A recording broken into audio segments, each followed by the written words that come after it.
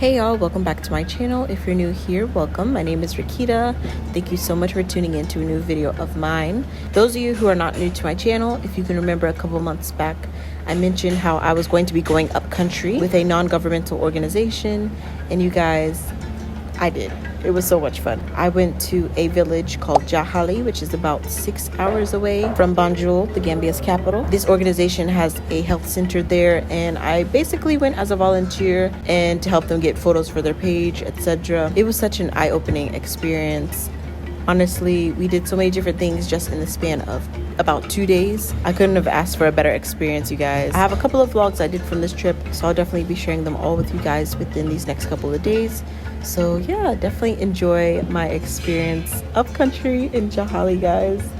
I can't believe I actually went 6 hours away. I've never been like that far up country and spent the night. Like, it was an insane experience. This vlog is just me capturing the drive up there. As I said, it was about 6 hours. So we passed through so many different cities and saw so many different things. So please enjoy this video. Definitely give it a big thumbs up and comment maybe your favorite part, your favorite sighting. Let me know in the comments below. Without further ado, please enjoy my ride to Jahali.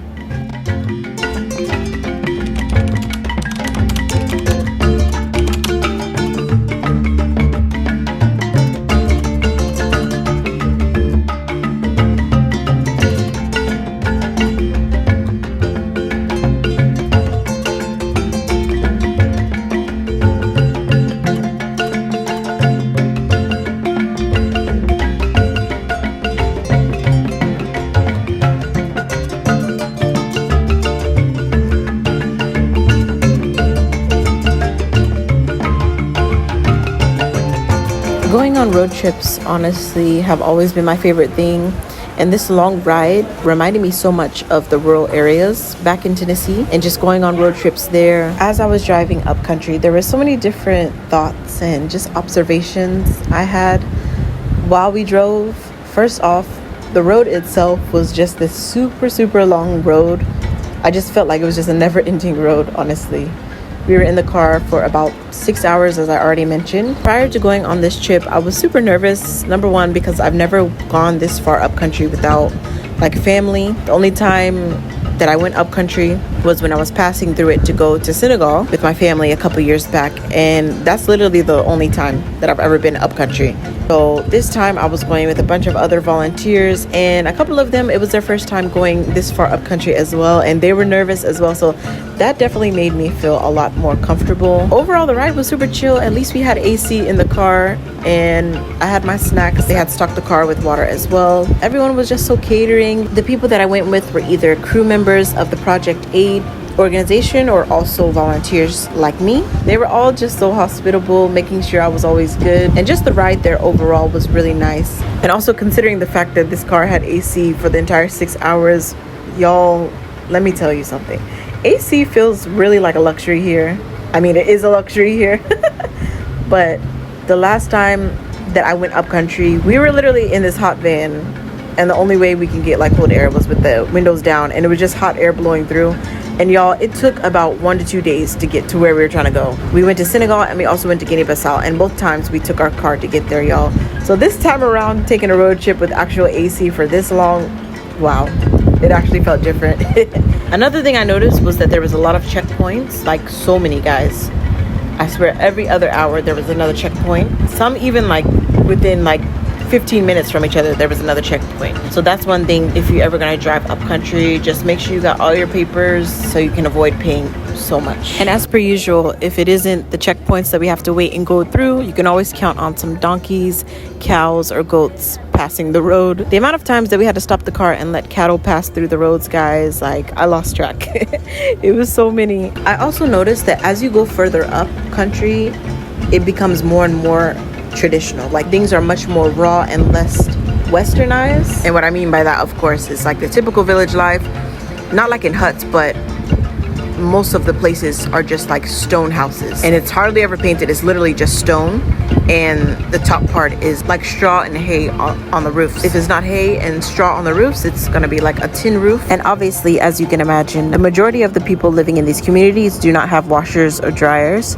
So it's very common to see a lot of the women here washing their clothes in buckets and hanging them up on the line. So I saw that a lot as we were driving up country. A lot of the women were just outside washing and also cooking outside. So just that traditional lifestyle is very common, of course, up country, as you can expect, which is very refreshing to see that they are still maintaining that sort of lifestyle. Another thing I noticed while driving up country is that there are so many kids just freely walking. So many children just walking, going to school, just walking the street like it's nothing. They're just there walking, doing their own thing. Nobody bothers them. They don't bother nobody. They're just walking throughout the streets. And I just think it's so carefree and interesting to see. I guess my American mind is thinking like, oh my God, where are their parents? Like anyone can just snatch them up. But it's not like that here. It's not that common. And they always know their way back home. And another thing that I've noticed is that I guess not many cars pass through these areas. So when children or really just the residents of this area see cars passing through, a lot of them just stop and wave, and they're just stunned because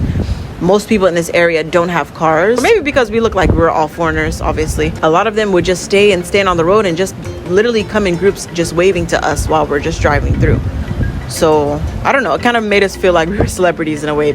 And also one thing in the beginning, because I was nervous as well, I was like, oh my God, I'm going up country. What if I don't have connection to call? If anything, if you break down. But no, my AfriCell SIM card went all the way through, y'all. It went off on some areas like the 3G and stuff like that, but if I wanted to make a call, I could still make a call. So that was great. Another thought that I had was that going up country, I would just be seeing bush and just dirt roads. Parts of the areas, it was like that, but for the most part, you were just seeing communities of people, just how it is in this more developed area of Gambia. It's just that up country, it's more village lifestyle. And not only that, I was just worried if we break down, like what if I'm like stranded and like no one is around, we're in the middle of the nowhere.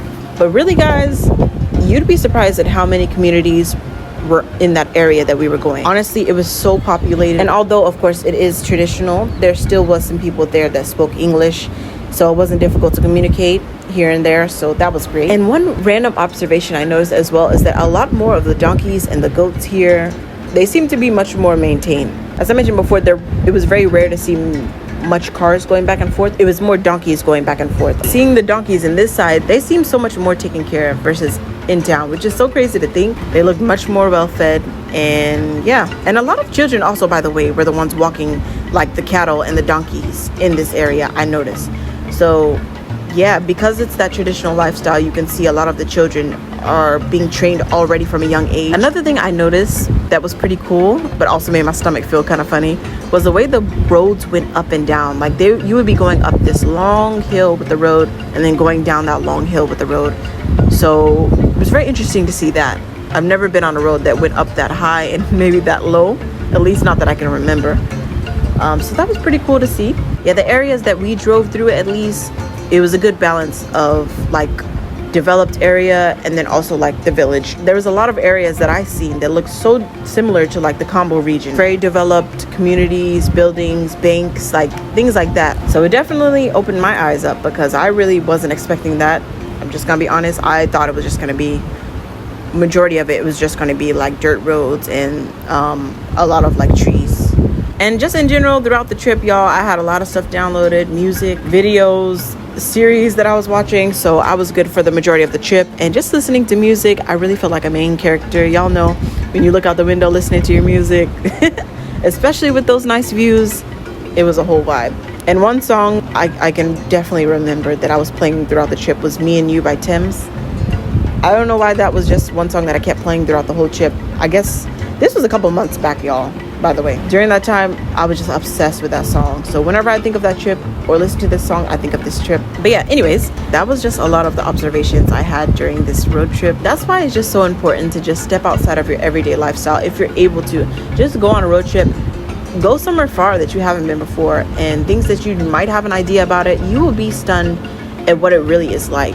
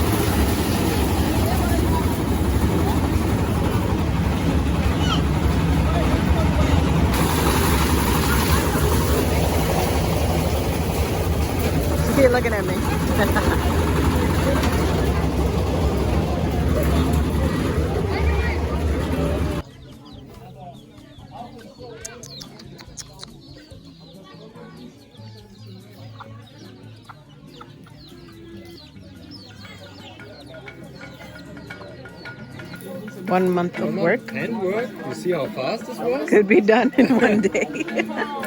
When it's working good. I right now. 1 month of work can be done in 1 day. Imagine, yeah. But it's also a very big Yeah, thing. it's So huge. it should work. And also you have to see like one month of work for one person. For everybody. Bye. Bye.